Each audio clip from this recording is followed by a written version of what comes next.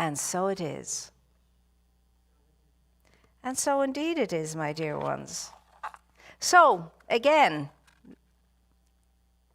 any good thing I desire, if I am desiring it, it's because it wants to express itself through me.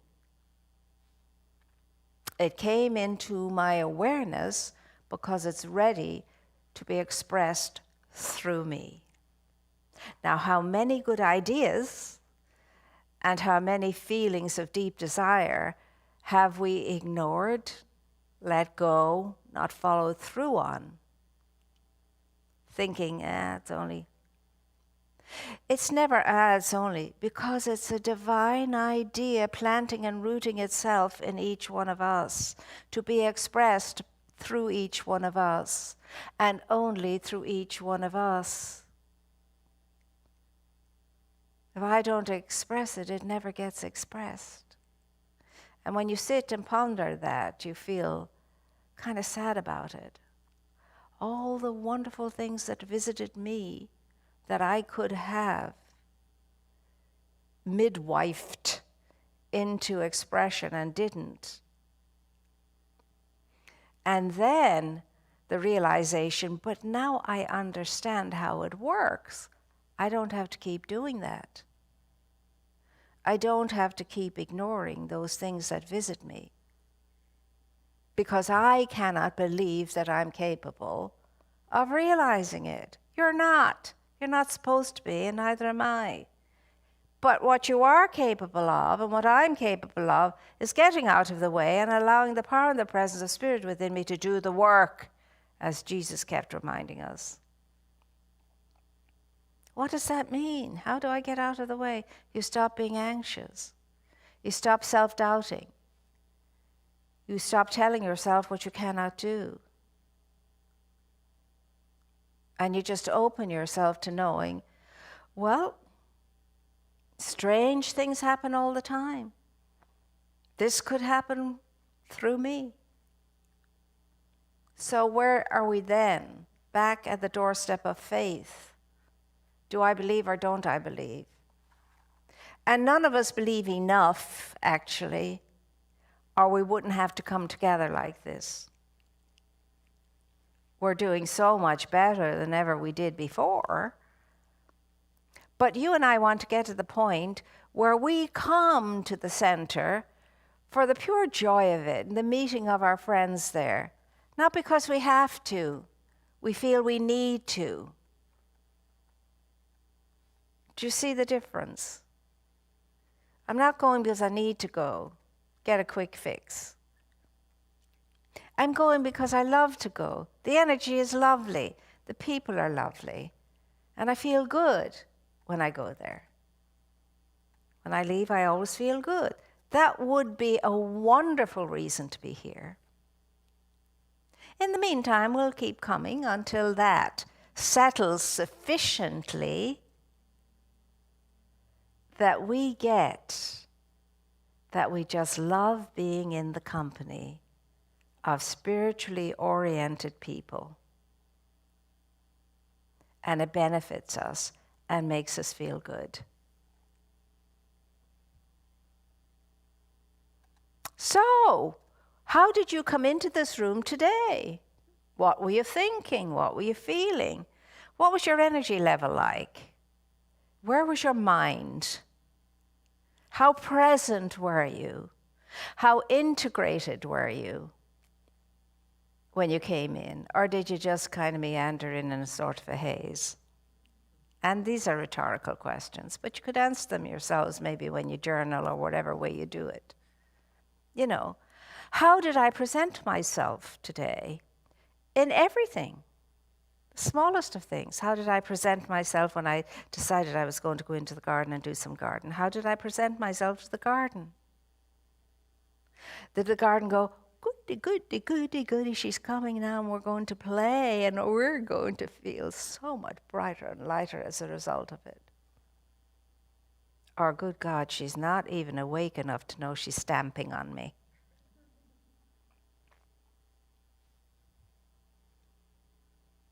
How do I arrive at anything Because it's so easy to fall into the doldrums of not being awake and not being asleep. Not being awake and not being asleep. But in that twilight kind of zone, the way we go through some things, kind of getting through them, not even aware that we're getting through them. The word life, when we apply it to ourselves, means live. Live. I can't remember who said it, I read it recently. So very few people live. So very few people live. Most people exist, but very few people live. Now, if you want to see what living looks like, watch the children. You watch them at their play. Oh, they're one with their play. They're completely lost in their play. They don't know what time it is. They're just in the moment. And you used to be like that once upon a time. And that's why it's important to revisit the childhood energy. The childhood energy. I mean, there's no little kid in there, the inner child, you know. Very valuable work, but it's not as if there's a little kid in there. No, there's an energy block in there that the body keeps in remembrance to. The body has cellular memory. As it does keep inside of us all of our emotions that we constantly visit. And so we've learned over and over again that all the anxiety and all the fear, etc., sits right here as a frozen block, right there, your solar plexus. And our job is to melt it down, and we melt it down, and we melt it down, and we melt it down, and we bring it back, and we bring it back, and we melt it, and it grows again, and we melt it, and it freezes again, and we melt it. And hopefully none of us have more than an inch of that stuff hanging on to us now. But it's not fun carrying a big block around with you. What takes from you? A rhetorical question. What takes from you your ability to be in joy most of the day? What is it that blocks your joy? What is it? Because you're capable of it, and so am I. Everybody is. I'm capable of being joyous all the time, and so are you. What is it that blocks your energy and makes you tired a lot, weary a lot? The kind of weariness that tells you, I can't do that. Not now, I'm not able.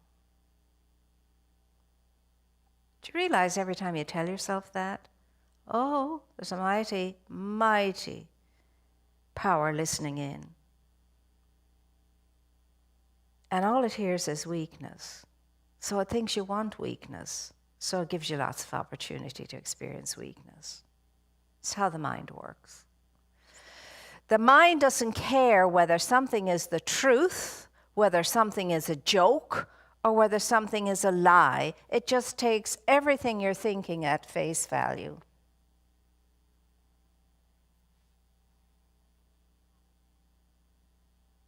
So be careful what you think. Be careful what you feel.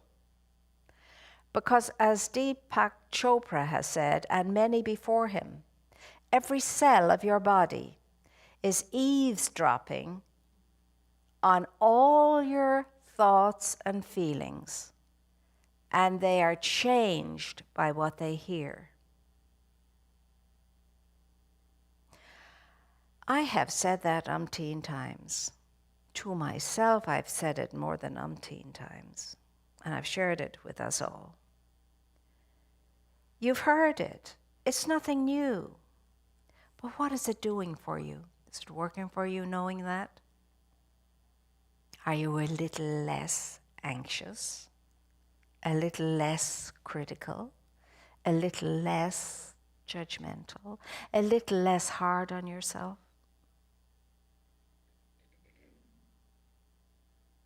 You have to ask you, what does it take for me to get this? What is it that I need to be for myself in order to apply all the amazing wisdom I know? What does it take? What is it I'm missing? Or what is it I'm not coming into cooperation with? Now, I know that it is not an easy thing, having thought one way for decades, to change that thinking. But that just means it's not easy. It doesn't mean it's not doable. And it's the energy that you and I take to a word, like difficult. As soon as you hear the word difficult, you kind of crunch. Oh, that's too difficult. Closing down. It was Audrey Hepburn that said this, as I discovered it. Maybe she heard it somewhere else. The word, she didn't say this, I'll quote her exactly, but the word impossible comes to us a lot. Oh, that's impossible. Runs off our lips so easily. That's impossible. That's impossible. Now, Audrey Hepburn discovered something about that word. She said, I know every good thing for me is possible. The very word impossible tells me. Break it down. I'm possible. I'm possible. You'll never see that word the same again once you know that. I'm possible. I am. Just misses that little. And I loved that when I first came across it. I loved it. I've never thought of the word impossible in the same way since. Oh, that word is telling me I'm possible. It's possible for me to be able to absolutely, achieve this. Isn't it amazing? Didn't your whole idea now about the word impossible change? So every time you see the word impossible, it's a reminder, I'm possible. And every good thing is possible for me because I'm possible. And it's up to you to make it probable. So never be concerned about the word impossible again. It's just saying I'm possible. I loved it when I first discovered that. Thanks to the good Audrey Hepburn, one of my favorite actresses who, in my opinion, which is only an opinion and not the truth, left this world a bit too soon. I think she was 64. And she worked for the United Nations. She was their ambassador, did a lot of great good work. So, what are you going to ask yourself today? What's possible for you today that until now you thought was impossible? Put your hands on your hips and you say, imagine you have a cape on you. I'm possible. And you can be that hero, the possible hero. I'm possible. Get an old t-shirt, paint on it, put it on you, drape a cloak around you, and do mirror work, as we did in the 80s. Some mirror work. So, really and truly, everyone in this room gets to wake up every day with so many opportunities available to us that most of the people on this planet do not have. But we have them. What are we going to do with the gift of every new day? That's the question. What will we do with today's gift? Now, sometimes this is going to be extremely hard, because if you have found yourself going into inertia, have you ever found yourself getting into inertia where it's hard to make yourself do anything? Oh, it's such not a pleasant place to be, where you're kind of dragging. And people are looking at you and saying, what the hey is wrong with you, your close people? What's the matter with you? Buck up, bucko. And you're thinking in your own self, they just don't understand. All very well for them to say. Now, that can be a very, very paralyzing thing, that kind of inertia. And you're going to have to work a little harder to release yourself from it. And the way you work harder is, I know this is not right for me. I know I don't need to feel like this. I know I can feel differently. But right now in this moment, I'm just like the old river rolling along. That's all I can do. So, Spirit, you do it through me. I of myself do nothing. Remember, it is the power, it is the presence of the one within me that does the work, as Jesus pointed out. So say, okay, this is that moment when I have to put my mind on my source and not on my problem, and trust its ability to move me through this condition, whatever it is. Because none of us like being there. And if you stay in inertia too long, you'll fall into depression. I've seen it in so many people. And once you fall into depression, it's a bit harder to pull yourself up, but it's only hard. It doesn't mean impossible. Say to yourself, it's not impossible, because impossible is telling me it's possible. And do what it takes, but for goodness sake, don't isolate. The worst possible thing anyone could do is to withdraw, isolate. And one of the quickest ways to get yourself out of that inertia and that depression is to reach out to help someone else. I kid you not. It's the best cure for anything.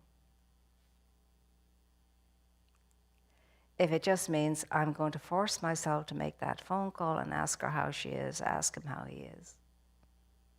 You're on the road to emergence, up out of the inertia, up out of the depression. And nowadays I hear people a lot, and they are depressed, and there's very good reason why they would feel that way, and so on. And once we've acknowledged it, we just have to leave it alone and start doing something about it. Now, you all know people who are in situations like that, don't you? Every single one of you knows somebody who's in inertia, at least, or depression.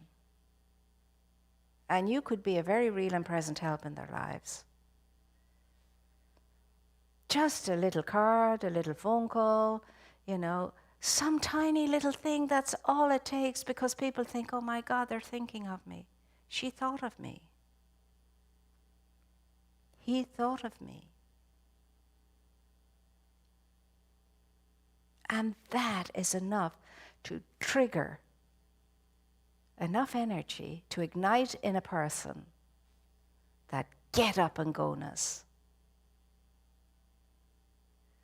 And you and I may never get to do something huge and valiant, but as Mother Teresa says, I may not always be able to do great things, but I can do many little things with great love.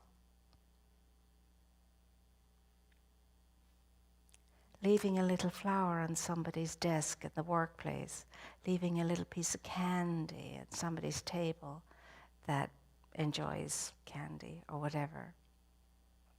There are millions and millions of small ways you and I can make others feel better. And in making others feel better, we make ourselves feel better? Where does your greatest joy come from? I know mine comes from the feeling that comes when you've made a little bit of a difference, or a great bit of a difference, in somebody else's life. It's the greatest joy. And when that happens, no matter how small it was, that's a day very well lived. So you and I could make up our minds every single day to do something in that day for somebody else that will make a difference in their lives. And sometimes what we do is unknown to the other person. We do it quietly. And sometimes we don't.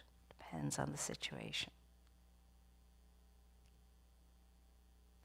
You're amazing, actually. You're awesomely amazing. And I know you're doubly amazing because you're here. Because it doesn't matter what you were feeling when you came in. You're here because there's something in you you are responding to that wants you to be your best, great self.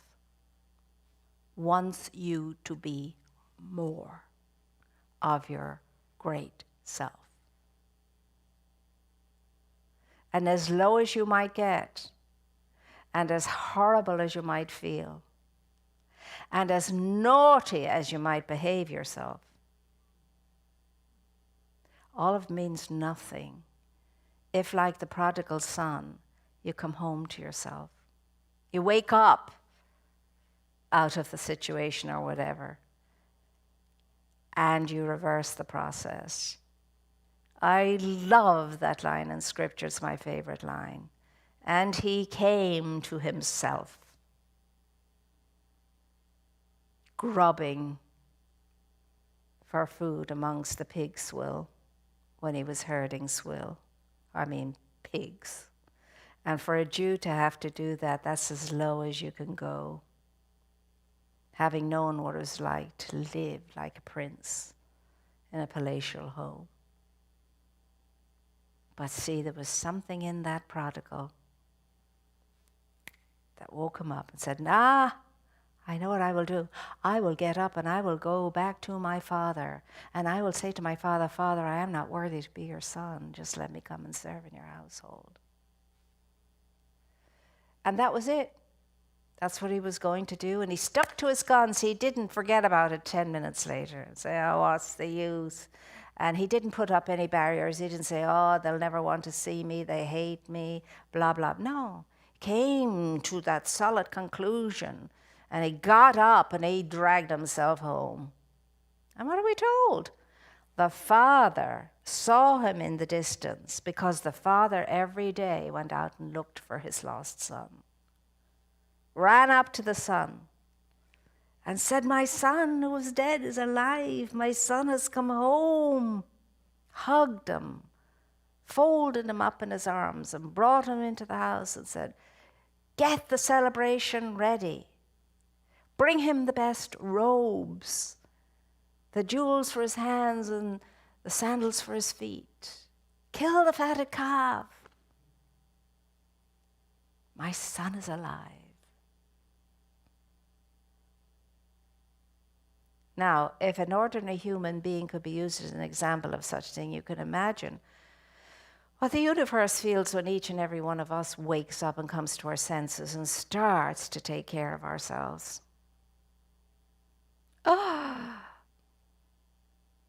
Try it out, for heaven's sake.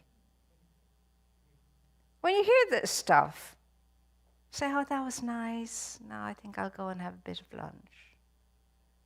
And that's it. Say, I am jolly well going to start doing right by myself since I know I'm possible. And I'm going to think differently, I'm going to feel differently, I'm going to be different by doing differently. Could we do that? Are we capable of it? Yes. But how committed are we? You don't have to answer this.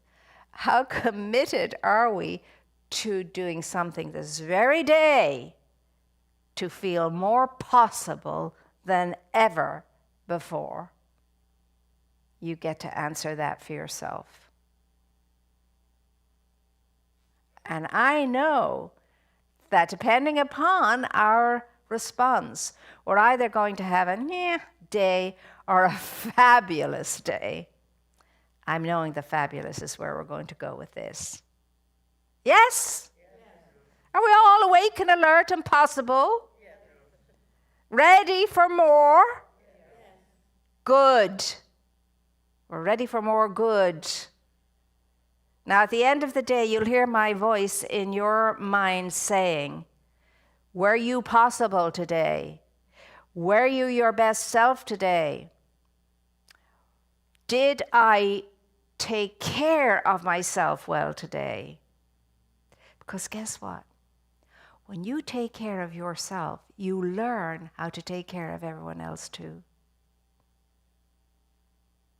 It's not just about you. The whole world needs you to be your best. The whole world is depending upon you to be your best. The whole world cannot wait for you to come home to yourself. Because that energy goes out into the universe. And others feel it, are inspired by it, are lifted up by it. That's how important you are. You're that essential cog in the wheel that needs you for that wheel to work, and if you're not there, it can't work as well as it is capable of working. Every link in the chain forms the chain. Without every link in the chain would not be as strong and as potent and powerful as it needs to be for the work it's doing. And a chain is a beautiful analogy because it links everything to everything. In a chain, everything is linked. It's one chain full of connected links. I'm going to let you go to get out there into this world and splash your light around after we have blessed ourselves. And you, I'm telling you, are going to be chomping at the bit to feel more of yourself and be more of yourself and express more of yourself. Because that's what we do as consciously connected, unfolding, deliberate champions of unity and oneness. So as you know, in all of our lives, there's many things for which we can give thanks, very many indeed. And it is in a thankful state that we're more inclined to be generous. I'm not just talking in terms of money. I'm talking generous in our thinking of others, generous in our helping others, generous in perceiving this beautiful universe of ours. But remember, you cannot outgive God in generosity. But it sure is fun trying. So we are so very, very grateful, and having said that, I'm grateful to each and every one looking in and all of us in here who are supporting and helping this spiritual community to ensure that its legacy lives on. How it will live on in future generations, we don't know, but that it does live on, because this is a very important seeded by spirit in the mind of the creators of this center. And every congregation, generation has succeeded in making sure it continues on. And we're the present stewards at the moment. And so we're doing the very same thing.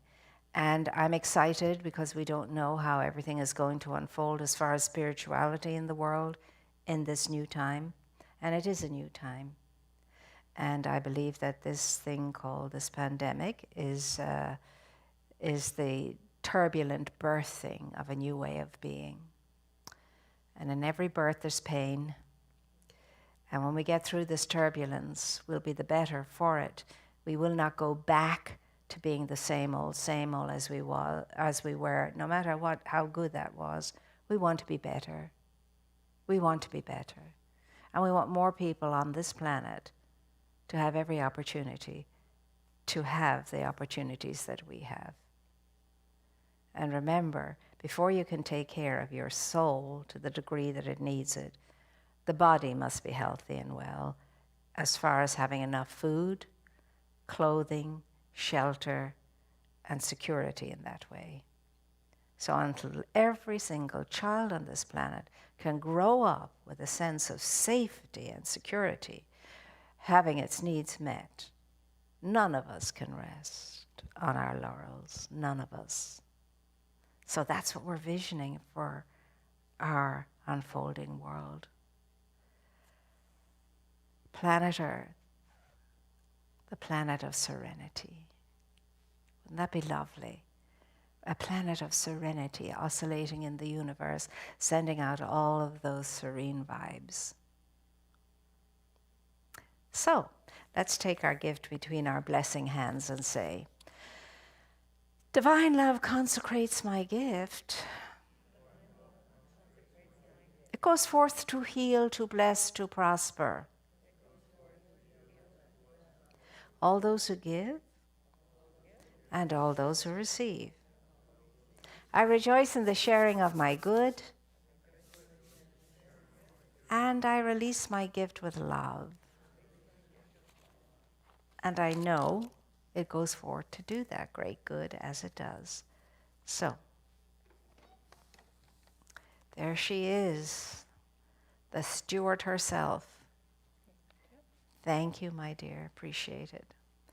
Any questions while we're having a moment still together? Yes, dear.